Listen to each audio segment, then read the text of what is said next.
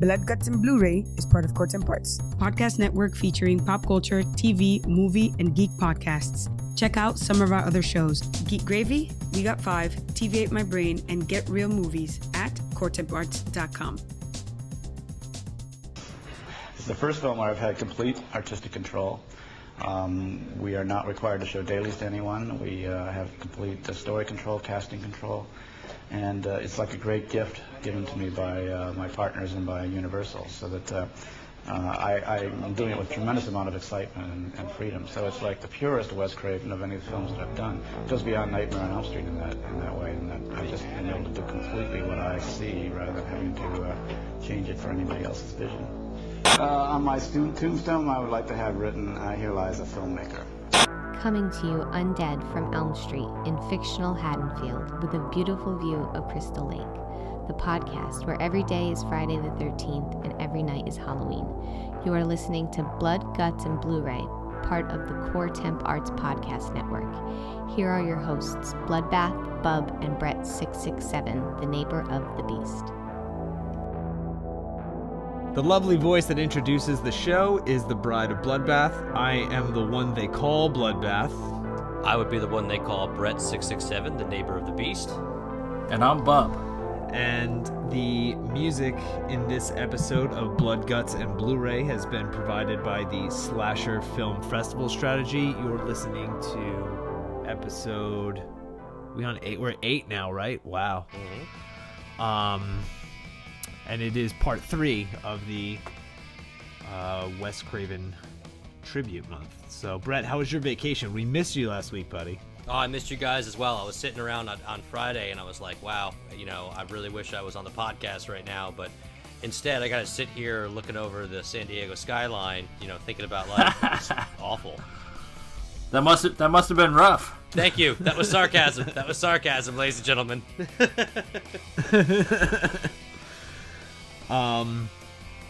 So we have some exciting news. I have a lengthy rant to go through today.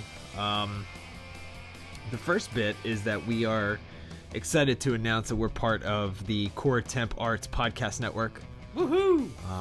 It's run by a very nice girl named Carly. Her and I have been working this out for a few weeks now. Actually, we already worked it out. It was just taking me forever to sign the paperwork.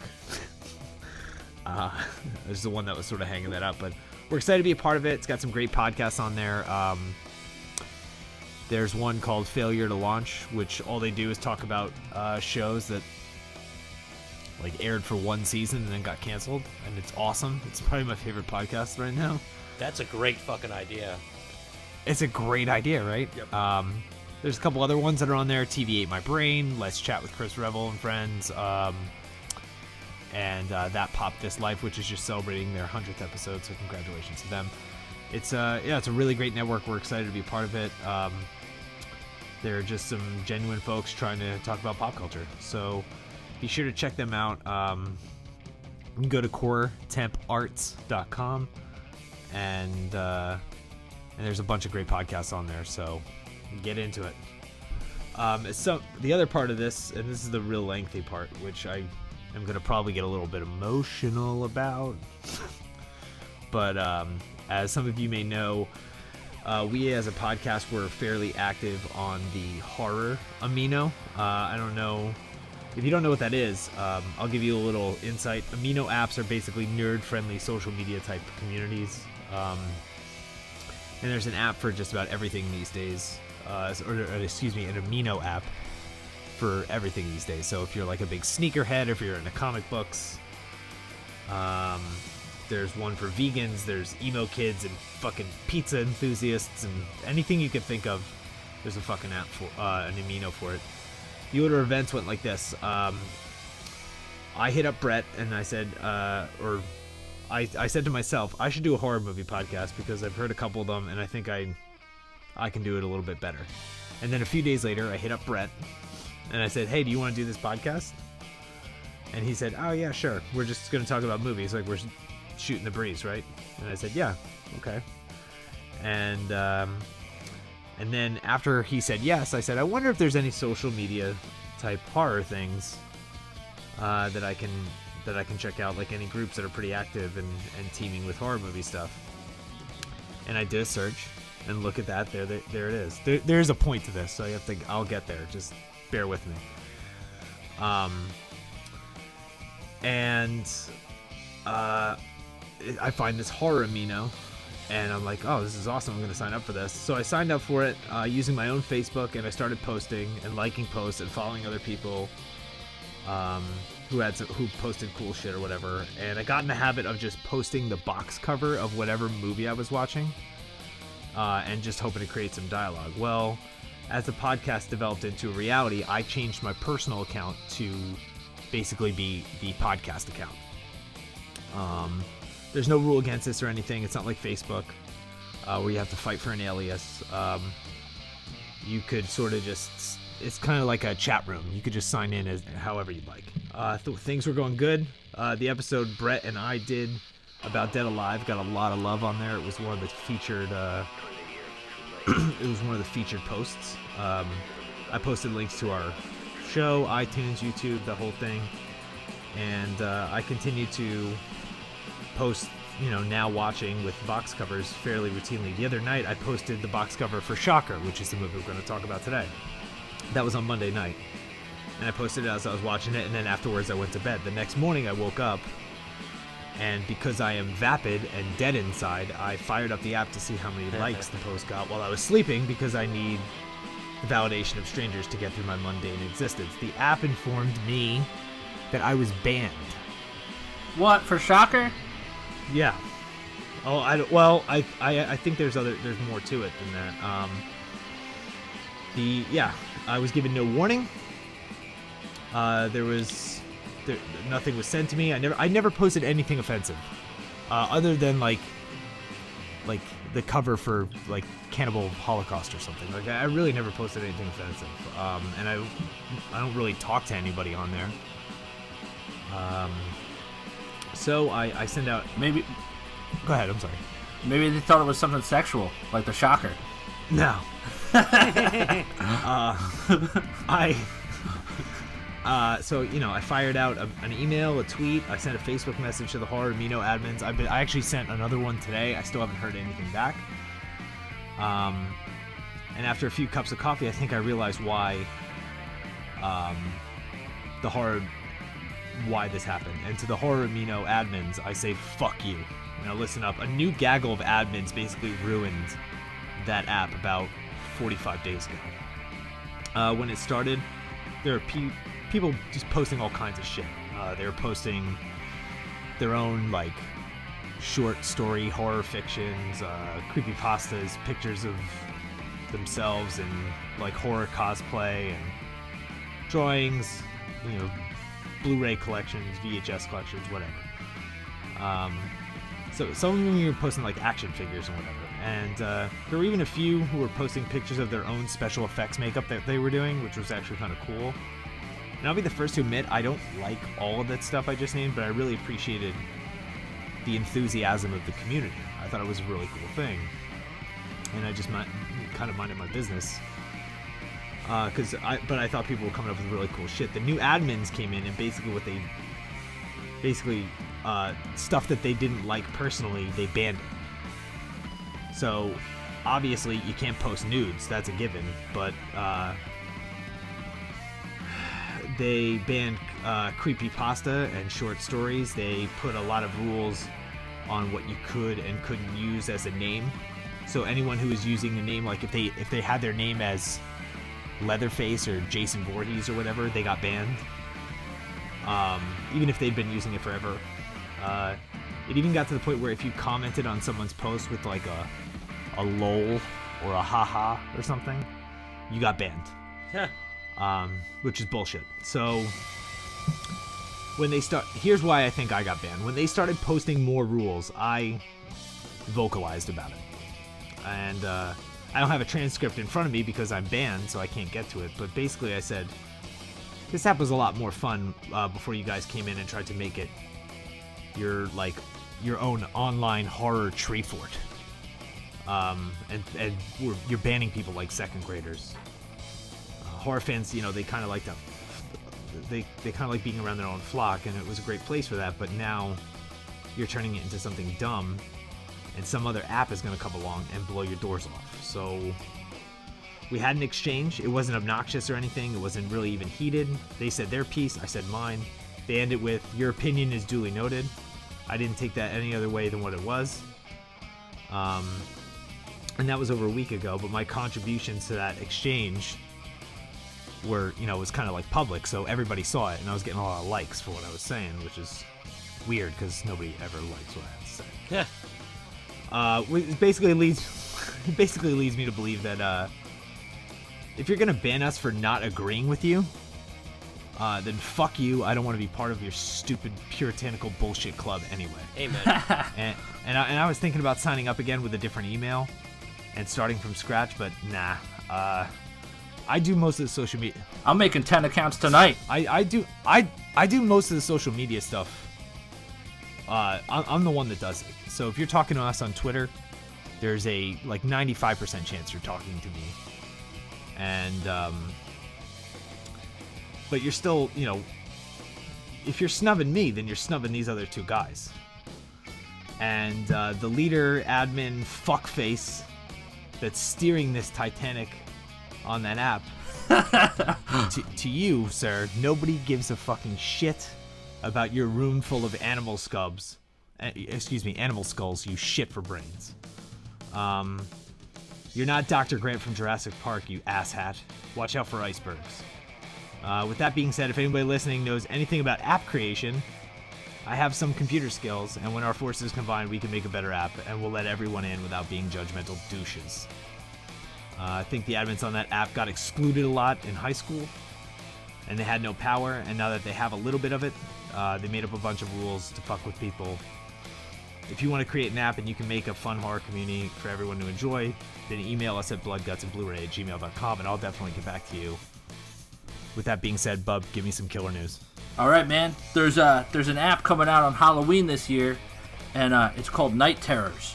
And basically what it does is it accesses your camera from your phone, and it's basically like a game, like a horror game for your smartphone.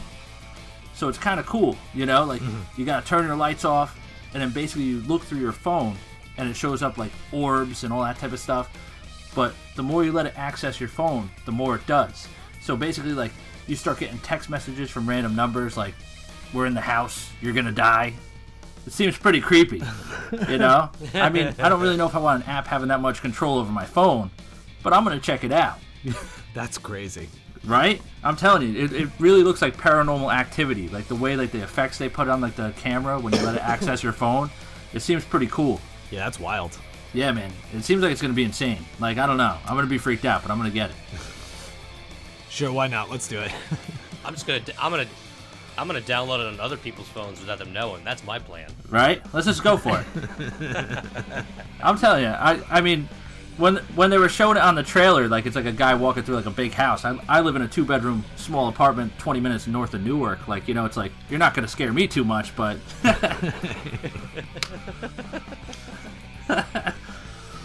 What else you got? All right, so there's a rumor floating around the internet that David Fincher might be directing the next World War Z movie. Did you hear about that? I did hear about that. That's what Brad Pitt wants. I'm pretty excited about it. I mean, the guy's pretty suspenseful. I like the David Fincher movies. I'd like to see him take a crack at a horror movie. I think it might be cool.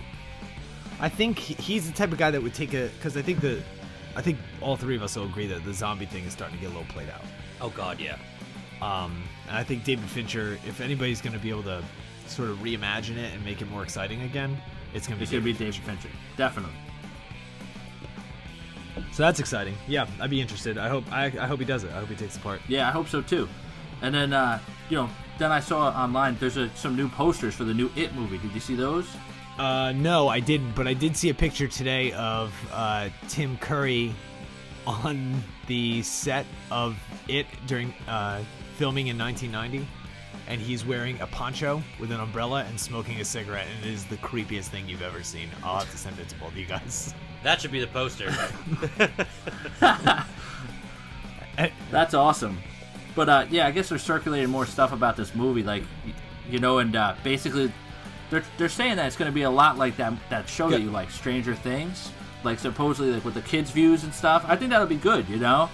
But I think the guys who made Stranger Things, the Duffer Brothers, they were saying that they were rejected so many times before they started, like, you know, Stranger Things, and Netflix picked it up, that one of the things that they wanted to do was the It remake.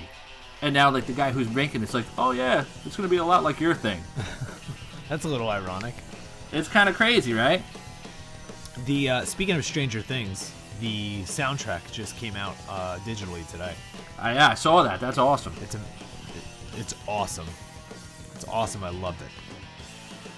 I was really like I was trying for a long time to get that theme song like as my ringer, and now it's within my grasp.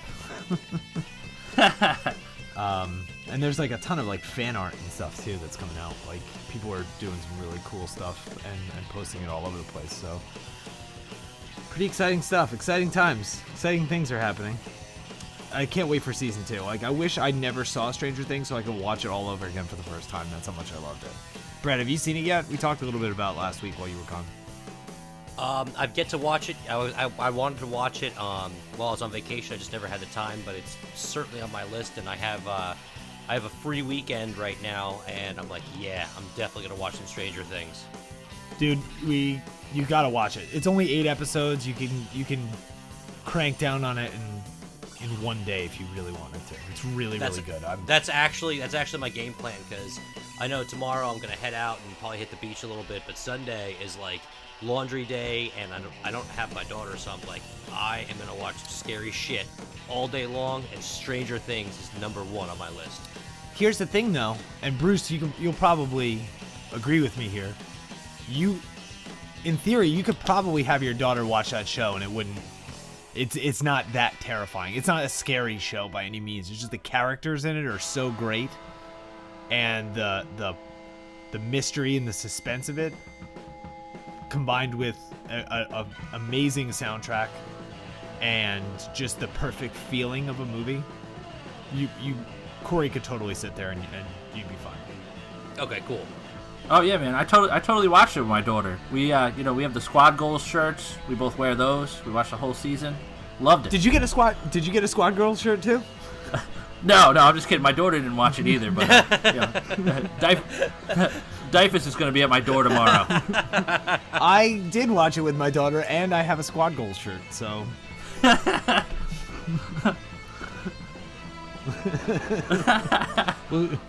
We'll share a cell. They're gonna get you too. You got anything else? Are we good? Oh no, that pretty much wraps it up, man. Killer news, man. You are listening to Blood, Guts, and Blu-ray. Let us know what you think by reaching out to us. We can be found on Twitter, Tumblr, Instagram, or Facebook by simply searching Blood, Guts, and Blu-ray. To suggest a film or trailer you think we should discuss, or to comment on this or any other episode, send an email to bloodgutsandbluray@gmail.com. We will always get back to you. Thank you for listening to Blood, Guts, and Blu-ray, and enjoy the rest of the show.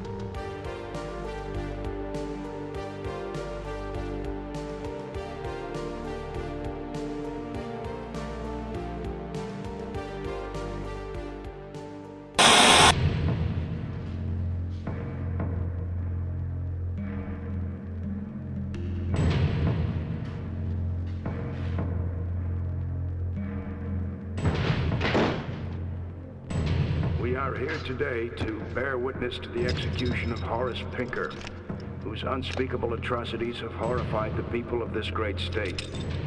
He stands convicted of 52 counts of aggravated assault, 23 counts of armed robbery, and 37 counts of murder in the first degree. Prisoner, have any final words? Yeah. No more Mr. Nice Guy. I don't think he's dead. Contact. He's among you. Now, Wes Craven brings you his greatest creation. No more! Shocker.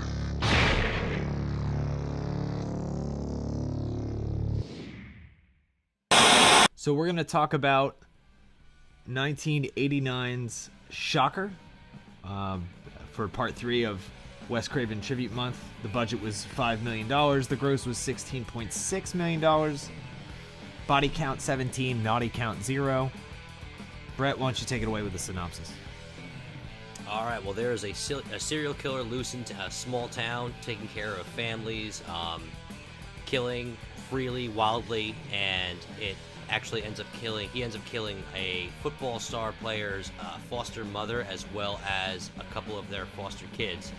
And he basically leads the police to the killer and sets him to the chair. But the worst thing that could have happened was to give this man the ability to die, because he finds a way to possess other individuals through electricity and absolutely torments the star football player Jonathan Parker through the entire movie, and it culminates on a fantastic ending. It was a great ending to the movie. A little interesting, to say the least. Little interesting, yeah. A little interesting. So yeah, it was pretty. I think we basically covered everything. So we picked this movie, not because it's any of our favorite Wes Craven movies, because I don't think it's anyone's favorite Wes Craven movie, but we're getting a lot of requests for it, which was strange. If you go on Rotten Tomatoes, the critical reviews of this thing are pretty bad. It gets like a 17%. But the fan reviews are like better. They're like kind of mixed, maybe a little bit like, you know, more a little bit negative of the middle, but not too overly negative. But I think people for some reason still appreciated it. I'll tell you right off the bat, I didn't like this movie at all. I talked about it I think last week. I said I think I saw it a couple years ago, and I don't remember liking it, but that could have changed from now to then. So I watched it again the other day, and I'm just not. I wasn't a huge fan of it. But however, I do look for the best in everything, and let's start by saying that Mitch Pileggi, who plays Horace Pinker, the villain in the movie, is I mean, he looks like a fucking crazy psycho killer. So oh God, yeah.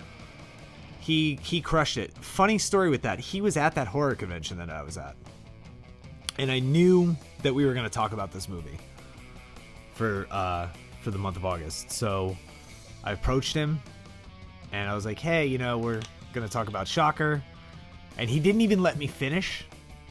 He was just like, "Yeah, I can't do it." Oh my God. And I was like, well, I wasn't going to ask you for an interview. I was going to ask you to do like a bumper. He's like, a bumper? And I was like, Mitch Pileggi, and you're listening to Blood, Guts, and Blu-ray. And he's like, yeah, no, I'm not going to do that. And I was like, oh, okay. And he's like, I just don't know how you're going to use my voice. Oh my God. I was like, I just told you, but okay, fine, whatever. And I just didn't even want to get into an argument with the guy. I was like, whatever. I feel like if I had that role, I would have the paperwork on me at all times. Like, all right, cool, just sign this. That was like my big shot. Sign this and we're good. Yeah. Oh, I mean, well, do you think that was his big shot, or do you think it was the X-Files? I don't know. X-Files. He was Skinner in the X-Files. I mean, that's Skinner where, in the that's X-Files, where definitely. Yeah. So that my exchange with Mitch Pileggi is not the reason why I don't like this movie. I thought he was good. He was fine in this movie. I think if anything, this movie is a very good example. The end product of this movie is a very good example of what happens when the Motion Picture Association of America makes you make 13 different cuts in order to get an R rating, because this was given an X rating when it came out, when it was submitted initially, and Wes Craven had to. I'd love to see that version. I think that version would make a ton more sense. I think that there's so much cut out of this movie, and it's not available. You can't find it anywhere. It hasn't been released. Probably Wes Craven's kids have it. Yep. But Wes Craven's kids are in the movie. Did you know that? Yeah. His son is the jogger that gets killed. Yeah, and his daughter's like working the concession stand. Oh, in the beginning. Oh yeah. Yep. I'd love to. Was this Peter Berg's first movie? I don't remember. It wasn't his hold on, first movie, but it was kind of like one of his first what do you call it? His top bill main movies. Okay, yeah, because he's like really into the directing thing now. That's his. Yeah, so he's on 21 Jump Street. Yeah, you're right. This is his first top billing. So, I mean, I guess he's he's an unknown at the time.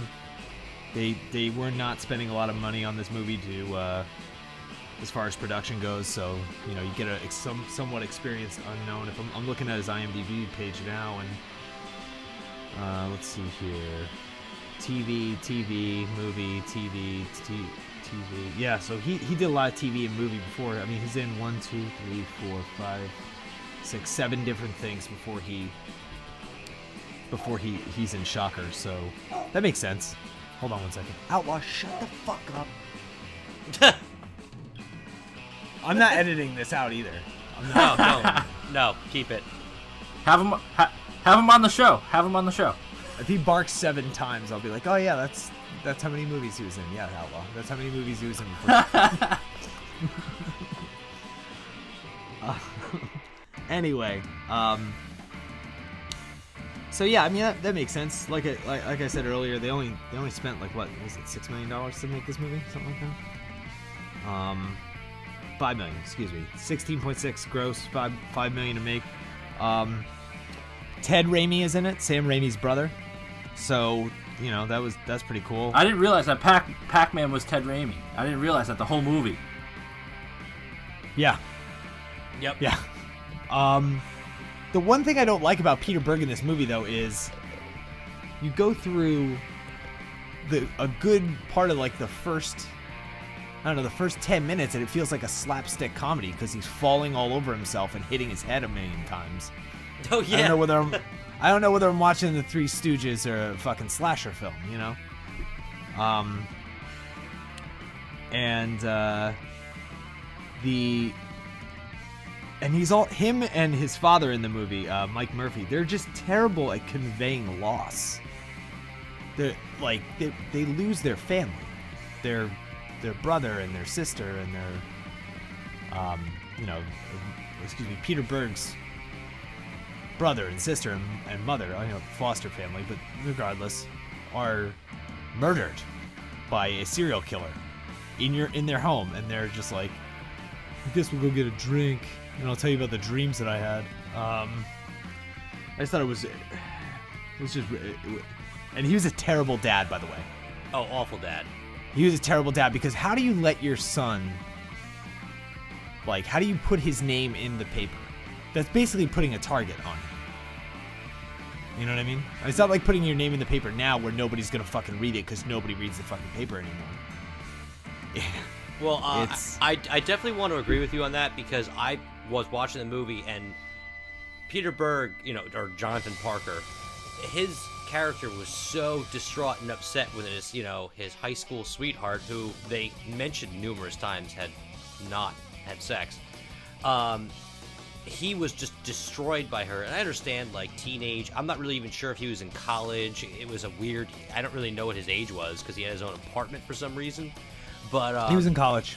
Okay, so he was in college. So anyway, so he's in college. He's got his college sweetheart, and she gets killed, and he goes through this whole like crazy emotional upset. And I'm like, well, when his fucking mother and his brother and his sister, his sister's like 7, get brutally murdered, they showed no remorse and emotion. I'm like, this is really unequal. Like, I get the whole like, oh well, he's a teenager, he loves his girlfriend, but it made no sense in the movie.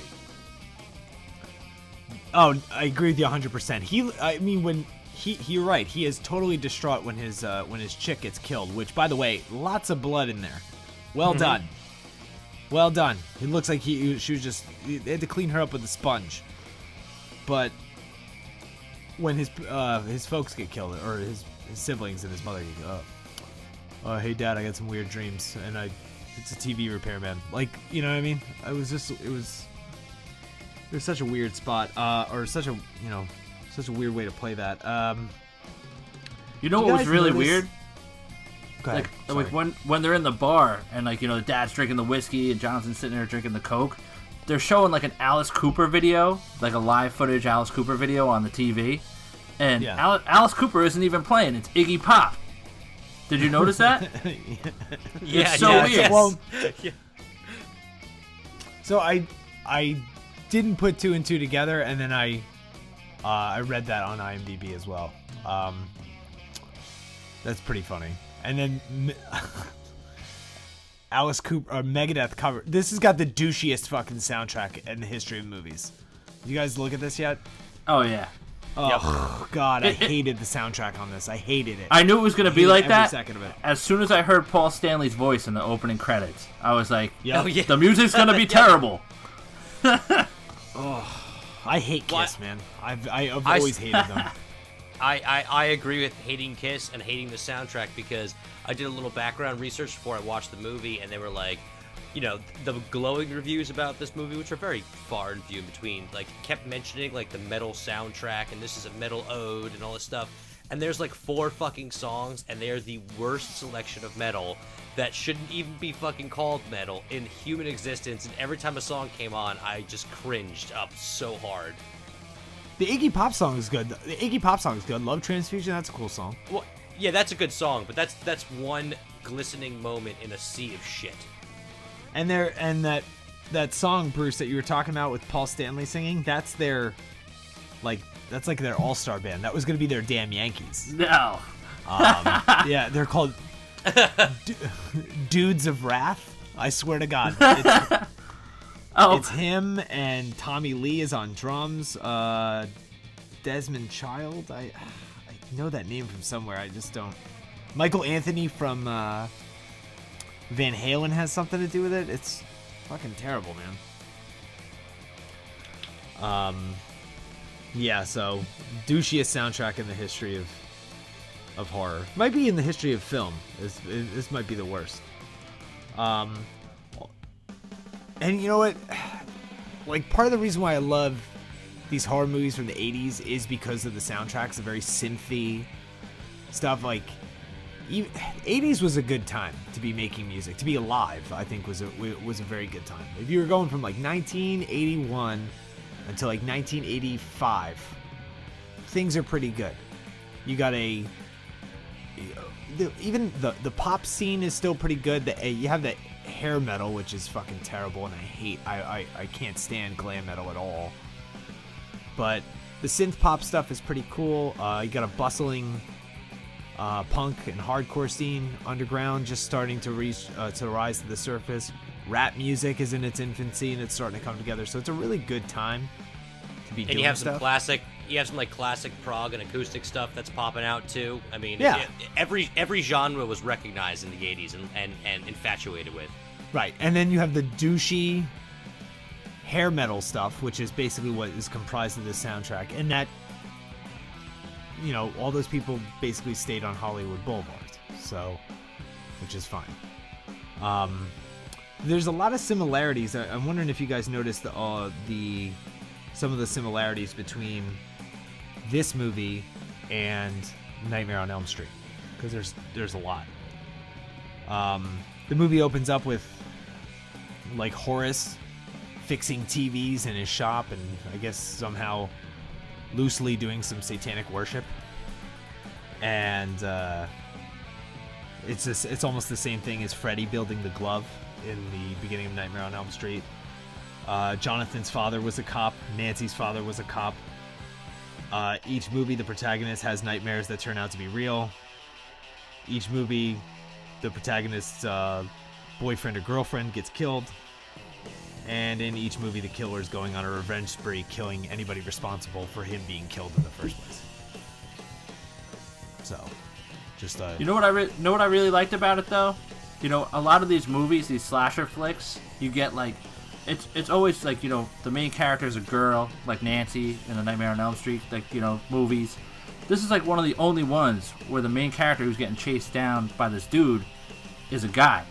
Yeah. You know, it kind of makes it a little different, you know, which I kind of appreciated. Yeah, no, I get it. And he's good at being, I think, because they sort of set the tone for him in the very beginning where he's like basically injuring himself for the first 10 minutes of this movie.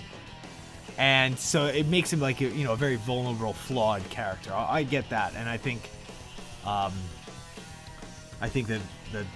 was done pretty okay. You know, you hate to see like one of those like meathead, like a real meathead type guy get chased around, because that would just be boring. But I do think that this is a cheapened version of Nightmare on Elm Street. It's Nightmare on Elm Street without the real fear elements. And there's also stupid parts, like when you find out that Jonathan is actually Horace Pinker's like son or whatever. Mm-hmm. You find that out in like the middle, like right before he's about to get electrocuted. I was like, what? I was watching it and just like, that totally came out of left field. It's like a soap opera script. Oh yeah, he's real aggressive about it too. He's like, "You're a killer, like me." Well, it was definitely drilled into our heads from the get-go, because they spent a solid 5 minutes talking about how they were foster parents, your foster parents. I'm like, well, the killer is either a weird, wacky twin brother in some weird way, or his dad. Like, it's obvious. The sound effects in this movie are fucking terrible too. Oh yeah, they're so bad. It's like stock gun shots. Ugh. That electrocution scene where Horace Pinker gets electrocuted by the state, which apparently in this movie, and you know it's a movie because it happened like the next week. He didn't sit on trial for. He didn't sit on trial for 10 years. You know what I mean? It takes, how long does it take now to execute somebody? It takes what, 17, 18 years on average to actually put somebody to death? And apparently in this fictional world, it happens like a week later, which is crazy. But that's not how they. That's not how they were doing it in the 80s. They didn't like Friday the next week. What's his name? Oh. Richard Ramirez is like still alive. Oh yeah. The Night Stalker guy. Remember him? The guy with the pentagram on his hand. Yeah, that guy scares me. Yeah, he's terrifying. He's super skinny. Yeah. He's got that long black hair. Yeah. I don't like him. I don't like him at all. I don't like him one bit. The electrocution scene is severely cut because that was one of the reasons that they were going to give it an X rating. Another reason that the MPA was going to give this an X rating, and this is the stupidest fucking thing you'll ever hear, is the part where he bites the prison guard's finger off and then says, "Finger looking good." Originally it was cut so that way he bites his finger off and then spits it out on screen. And they said you have to cut that. That's amazing though. Like he bites that other guy's lip and he's like tearing his like bottom lip off, and like that's cool. You know, that's okay. Yeah, that's okay, but biting a guy's finger off is not okay. I've been pretty outspoken about how much I hate the MPAA. So,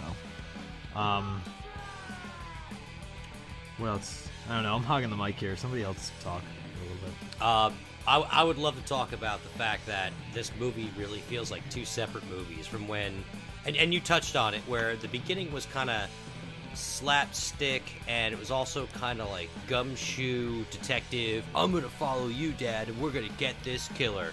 And it almost seemed a little interesting and really goofy. And then the second that he dies, it introduces terrible, like, hackneyed people that are trying to emulate a character that the actor obviously doesn't even want to be. And it was a complete tonal shift, in my opinion, that it felt like it was two separate movies. Yeah, I'll buy that. So I wrote down my favorite line in the movie, not because it's anything particularly awesome, but because it's so ridiculous, the circumstances of it. So we're still in the beginning.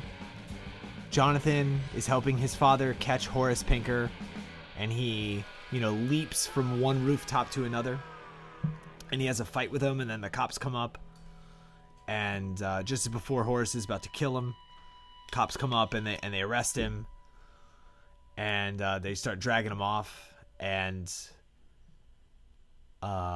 his father turns to him, and Peter Berg is like, I want to see him die or something.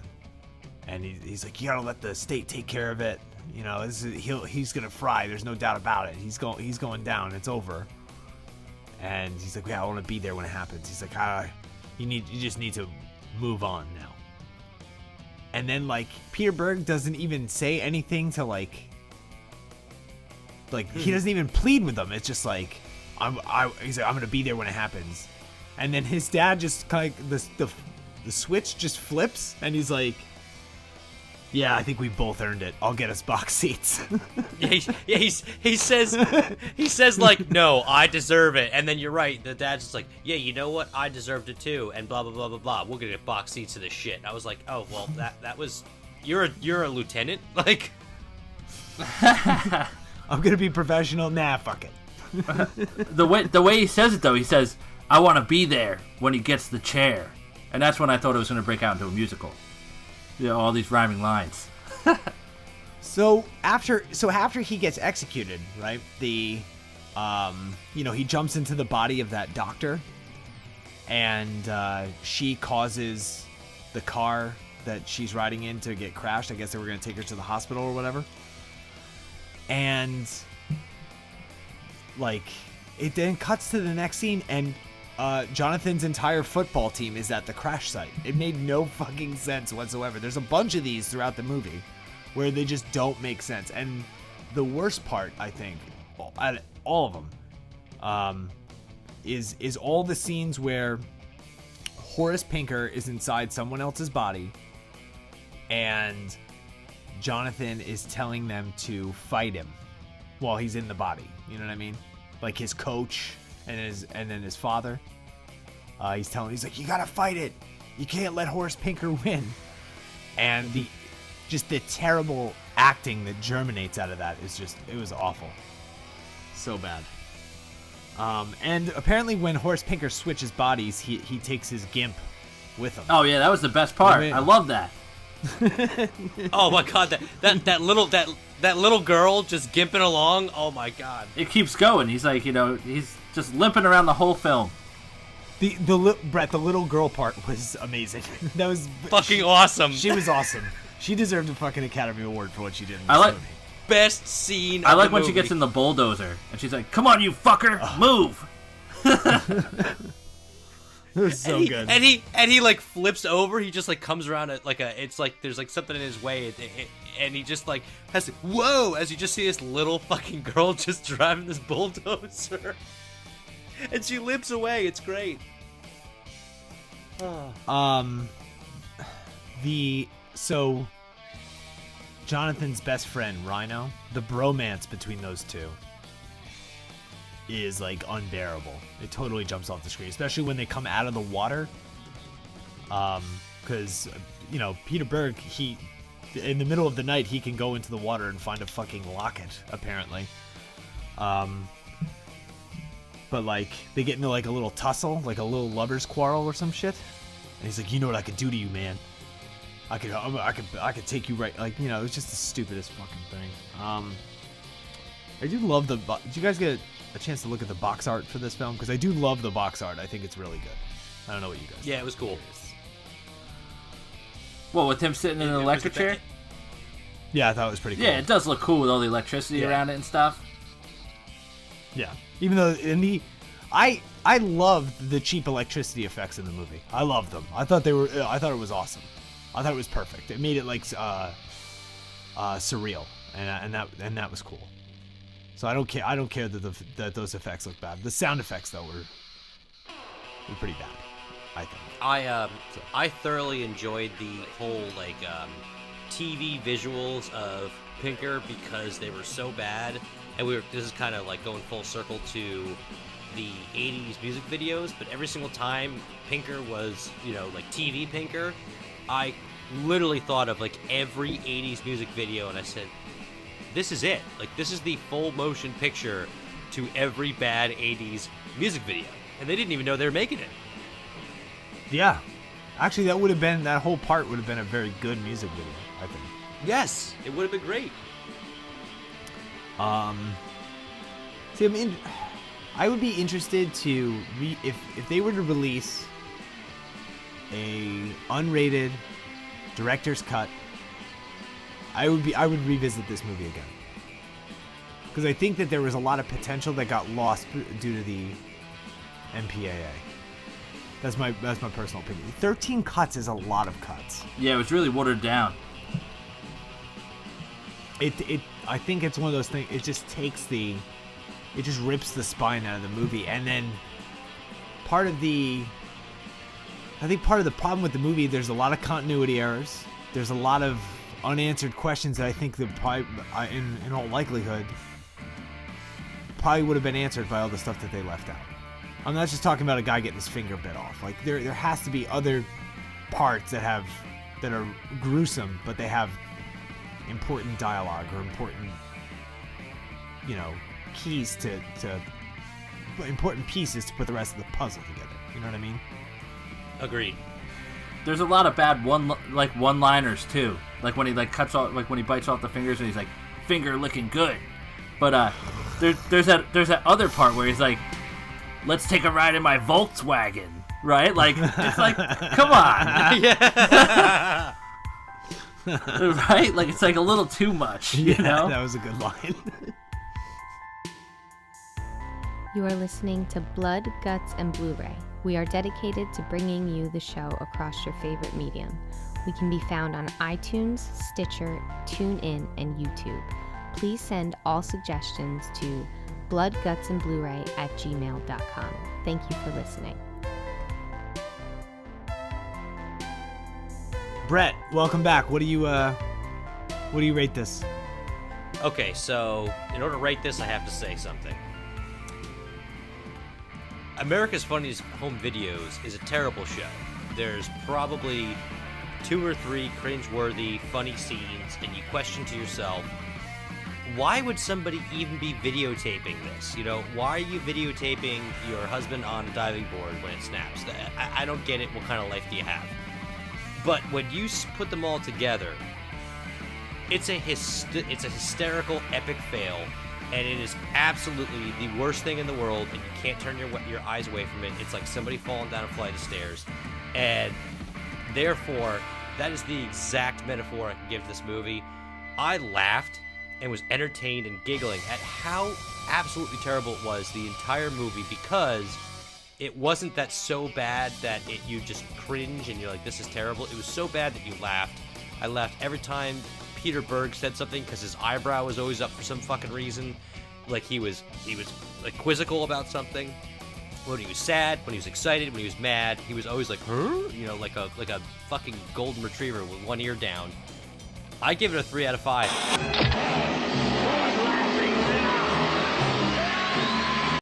Just because of how fucking bad it was, I loved it. 3 out of 5 is very, very generous. Not gonna be a popular vote. Very generous. Because it was so bad. I mean, if I was taking it from like a serious aspect of like how the film was produced, which I'm not really gonna do on this one, I'm giving it a 3 out of 5. I'd watch it again. I would sit around with a bunch of people and just roll on the ground laughing at how fucking terrible it was. It was like a Piranha 3D or whatever. It was so bad, I just giggled the entire time. Bruce? I give it a 5. Yeah, I'm going to watch that movie again. Over and over. Every day of my life. No, you don't. I'm going to give... It's my Saving Private Ryan.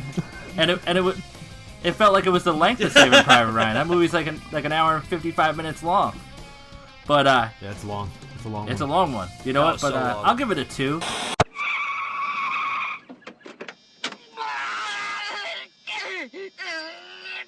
You know, it made me laugh a little bit. You know, like as like a horror movie, not so much. But you know, like when they're running through the TV and they run past the boxing match, and he's like, "Come on, kick his ass!" Like stuff like that made me laugh. You know? Yeah, there's laughable parts. I'll agree.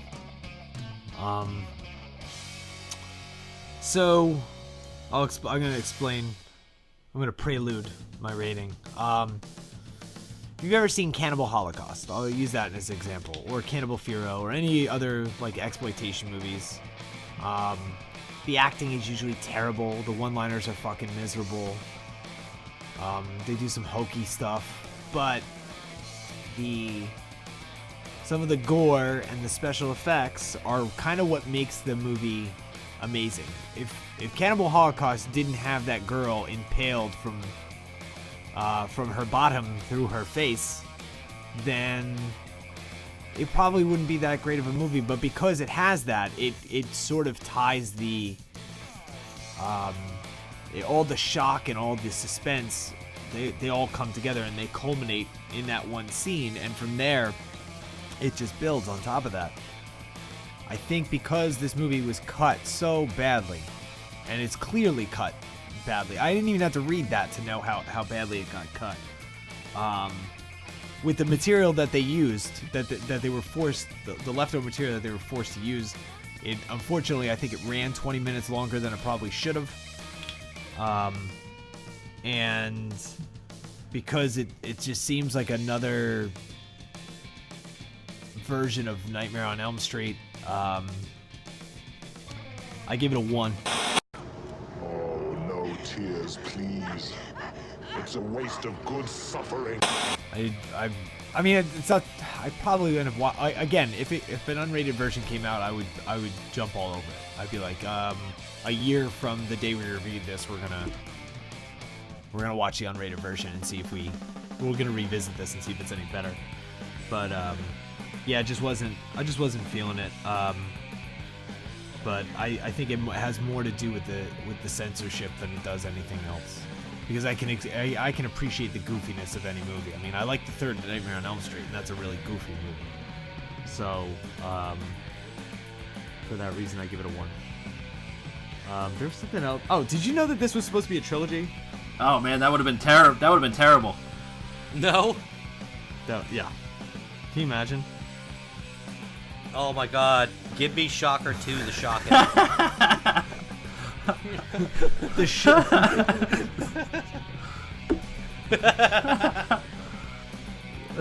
shocks are. The shocks are sis.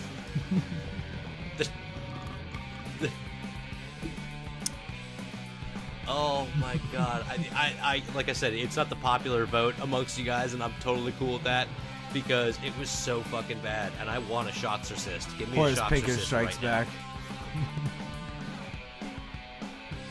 Oh my God!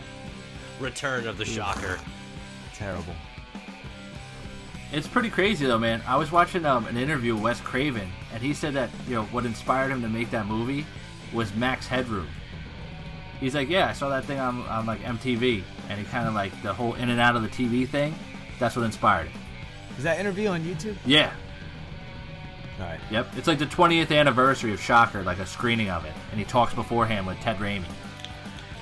How does if you're Wes Craven, how do you not like watch this and watch the cut version of this and just take your palms and just grind them into your temples 1,000 times? Like, oh my God, I can't believe I did all that work, and this is what I have to show for it.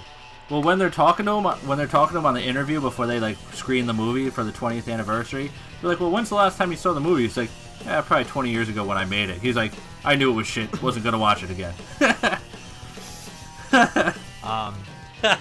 So awesome. I don't want to disgrace the guy too bad, but I watched Scream 4 the other day for the first time. And oh God, I don't know what's worse. I don't know what's worse, 3 or 4, because I thought 3 was pretty bad. And I thought enough time passed between 3 and 4 where he could come back and like make a good one. You know what I mean?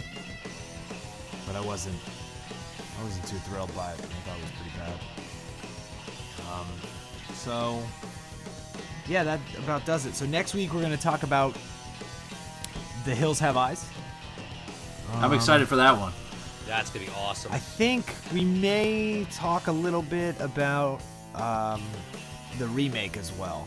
Not too much. I don't want to go too much into it, but I mean, there's you can compare it. You know what I mean? So I'll probably send both of those guys. I'll probably send you guys both of those. Okay, I haven't seen that one in a while. I watched the remake once before, so I'd like to see it again after I see the original and kind of compare and contrast. Yeah. So yeah, we're stoked. Things are really, thanks to all of our listeners, all of our sick motherfucking friends. We're growing, and you know, you guys are doing a great job of getting the word out and helping us out. We really appreciate it. We're getting a lot of. We're officially ranked now. We have an official 5-star rating on iTunes, which is awesome. Oh yeah. And so just want to thank everybody for rating, reviewing, and subscribing. Please continue to do that. Don't stop. The more we get, the more likely we are to maybe get featured at some point. So that would be great. But you know, keep helping us out and spreading the word. We really appreciate all you guys do for us, taking the time to listen. And I say too much, but I have like no sleep, so no sleep till podcast. That's about it. So next week, The Hills Have Eyes. After that, People Under the Stairs, which I'm fucking stoked about, by the way, because that might be my favorite Wes Craven movie. I think possibly. It's a tie between that and Nightmare on Elm Street. I think. I don't know. So it's such a good movie. We'll see you guys later. Thank you for listening to Blood, Guts, and Blu-ray. Written and hosted by Bloodbath, Bub, and Brett667. Edited and produced by Bloodbath.